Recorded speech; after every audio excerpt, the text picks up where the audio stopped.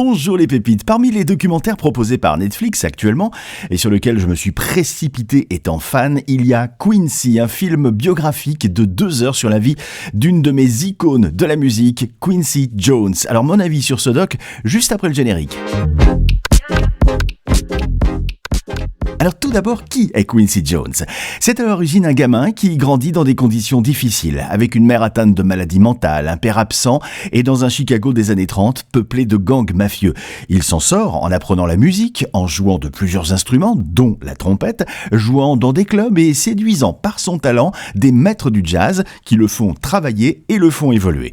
Il y joue, il fait des arrangements, il compose, il dirige son propre orchestre, fréquente d'autres grands comme Ray Charles, s'installe en France pendant un temps pour apprendre les techniques de composition et orchestration auprès de l'incontournable Nadia Boulanger, puis fait la connaissance aux États-Unis de Frank Sinatra, pour lequel il devient arrangeur et chef d'orchestre, notamment à Las Vegas. Une carrière qui grimpe en flèche et se diversifie puisqu'il adore le jazz, mais pas que, et s'oriente aussi vers la musique de film, le symphonique, disco, funk, afro, pop, etc. En plus du génie créatif, c'est un bosseur, un fou de boulot, un fou de travail qui devient producteur. C'est lui qui propulsera dans les années 80 Michael Jackson au firmament des stars avec l'album Thriller, ou lui encore qui produit, grâce à son influente liste de contacts, le single We Are The World, en réunissant 45 méga pointures de la chanson. En gros, un des plus grands musiciens, compositeurs, producteurs et organisateurs d'événements musicaux ou caritatifs du monde et de tous les temps. Voilà, j'espère que en gros j'ai été assez complet. Je vous l'ai dit, je suis fan de Quincy Jones. Le premier album produit par Quincy Jones que j'ai eu la chance de tenir entre les mains, c'est évidemment le fameux Thriller, mais en BO, c'est Lors Bar que j'ai eu, je crois, en premier 33 tours de Quincy Jones, une des 50 et quelques musiques de films qu'il a composées.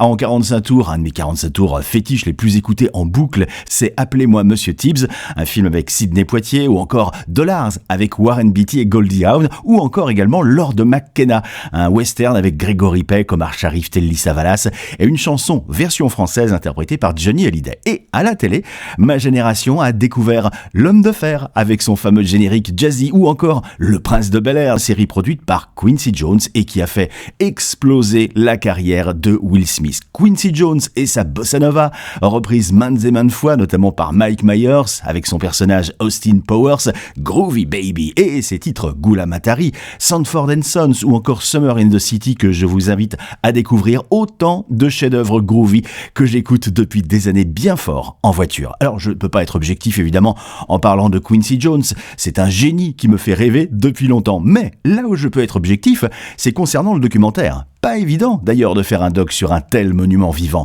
Facile de faire dans le superficiel ou dans l'élitiste soporifique. Alors, comment décrire ce Quincy ?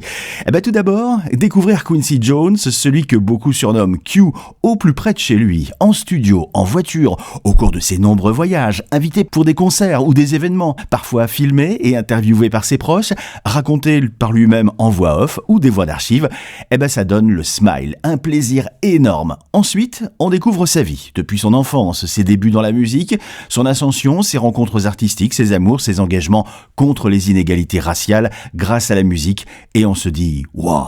admiratif. Puis, de grand artiste, il devient progressivement un dieu dans la profession, admiré, respecté, qui crée le meilleur en s'entourant aussi des meilleurs.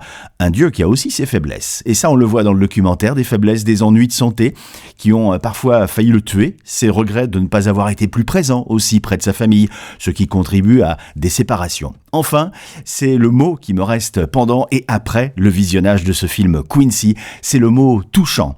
C'est touchant de le voir, ce grand monsieur si humble et bienveillant auprès des jeunes générations d'artistes qui l'encouragent et qui le complimentent.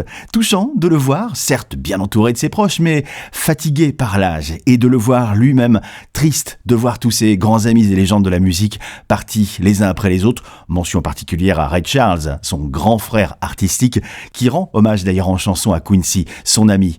Grande séquence émotion. Alors pour moi, ce film, Quincy, est remarquablement bien fait. Une réalisation immersive, truffée de documents personnels et familiaux, avec des transitions visuelles et sonores de malade. Et ça se conclut, sans trop spoiler, par des chiffres, plutôt même des nombres, les records de vente d'albums et de singles de Quincy Jones en tant que producteur. Et là on se dit, wow, ça enfonce le clou. Et si vous ne l'avez pas encore vu, ce documentaire Quincy, je me demande pourquoi vous m'écoutez encore. Allez, filez, regardez ce magnifique doc. Longue vie et respect à Mr. Q. Et dans la description, je vous poste les liens vers des titres dont je vous ai parlé, histoire de partager encore du bonheur après ce podcast. À très vite les pépites. Retrouvez les pépites de Pat sur YouTube et autres plateformes de streaming.